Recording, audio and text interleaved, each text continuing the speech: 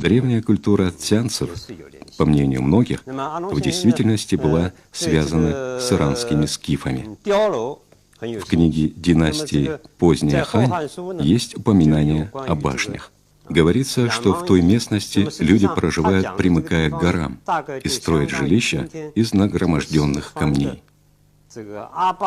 Они называются гаоан и имеют высоту более 30 метров. Затем приведено примечание. Сегодня эти местные народы называют их оборонительными сооружениями – дяо, то есть сторожевыми башнями. Это и есть цзянские сторожевые башни, гаоан, которые тоже имеют определенное отношение к аланским постройкам.